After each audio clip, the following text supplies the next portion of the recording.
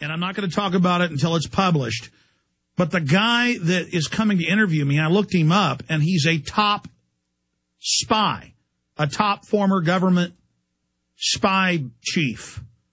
I mean, I have spy chiefs coming to interview me, and he said, it's not a hit piece, Mr. Jones. We know you refuse those. This is an assessment of you that the establishment wants. I mean, they're even honest with me on the phone. And when I tell you that I can be scuba diving in Honduras, I may take one trip a year to go scuba diving, and it's not just the tourists in Honduras that are fans, it's the people in the villages who go down to their neighbor's house who has internet and watch YouTubes of what we cover. When I tell you that, and it's a great responsibility, I am completely humbled by it. I never expected this to happen. My cousin, Buckley Hammond, who actually worked on a couple of my early films, Masters of Terror and Road to Tyranny, I hadn't seen him in 5 years. And it was my dad's birthday, day after Thanksgiving. And I said, I got to get my dad a present. We got to pick dinner up at my house. We're having a party for him, kind of a surprise party. He's being invited over. Thinks he's babysitting the kids. We're going to have a party for him.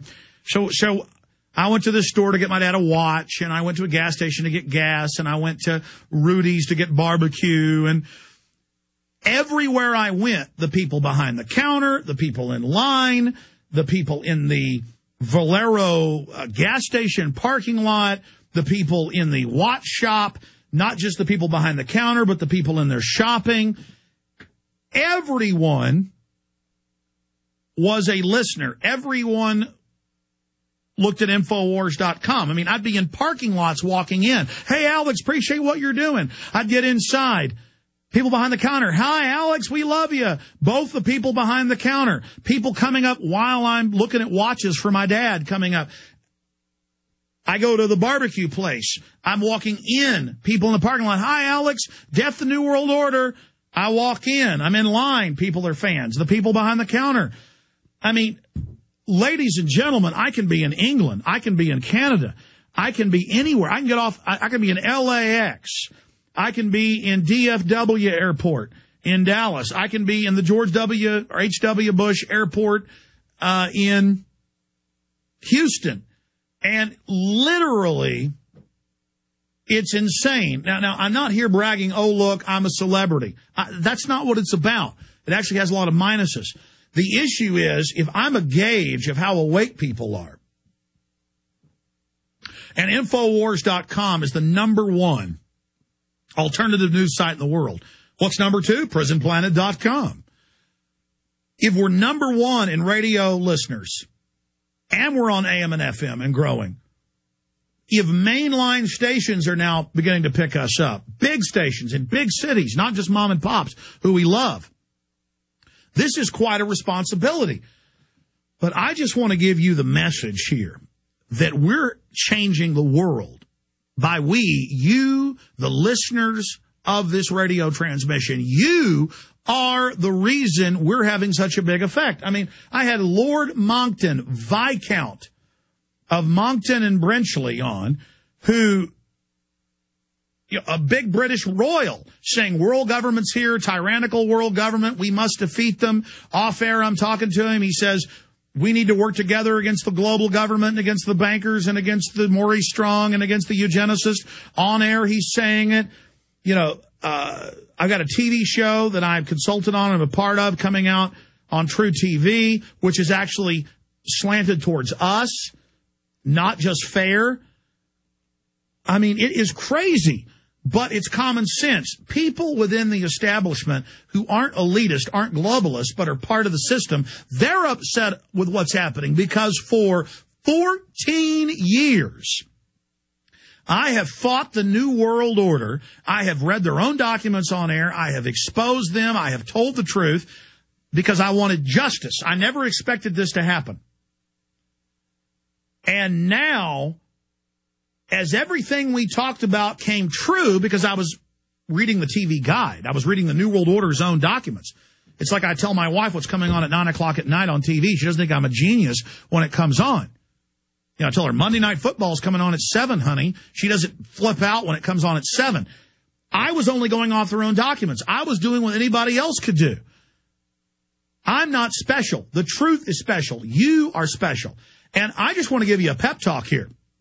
I told you last Sunday, when it was almost nowhere in the mainstream media, that ClimateGate, these government documents admitting the earth is cooling and that the globalists are in deep trouble and that people are finding out about their fraud, I knew that was going to be big. And it is. It's huge.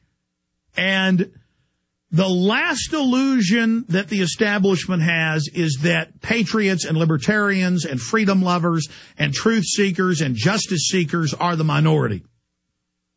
We are the majority. So the illusion has fallen that there's not a world government. Now it's admitted there's a world government. The illusion has fallen that the UN isn't a criminal organization. It is. The illusion has fallen that governments stage terror attacks. It's now declassified in many fronts, over 200 declassified cases. Gulf of Tonkin, one of the most well-known. We are now the mainstream. We have caused a revolution. You, the listeners of this show, more than anybody else, we are the big kahuna here. But it's not Alex Jones. It's all of us together. That's why last week I never popped champagne on air.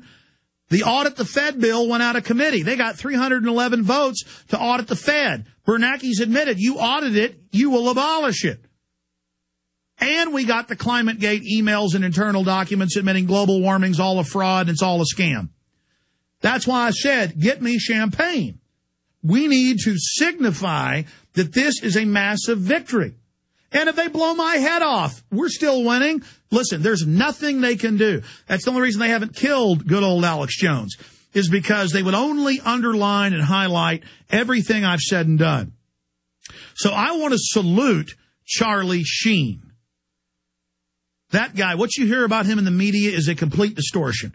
He works out every day. He drinks coffee. He's true to his wife and his children and is a hard-working, great, intelligent guy who does nothing but study government documents. I wish I could get him to go public about the hundreds of other subjects he's an expert on. I wish. And who knows, he may do that in the future. But he decides what he's going to do. I never push him to do any of this. And that's what's pure about it, is I don't push you to stand up or speak out or warn your neighbors and friends and family. You go with your gut. You do what's right. That is all that matters. But to be able to interface with people like Chris Garcia, who made 20 Minutes with the President, the film, to be able to work with all these people, to be able to talk to all these people of courage and honor and true quality is one of the greatest distinct pleasures of my life. It eclipses everything but the birth of my children.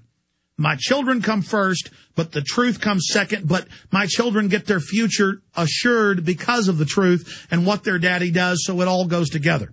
The truth is my child. It is your child. We must protect it. We must love it. We must promote it. We must stand for it, no matter what our neighbors and friends and family say.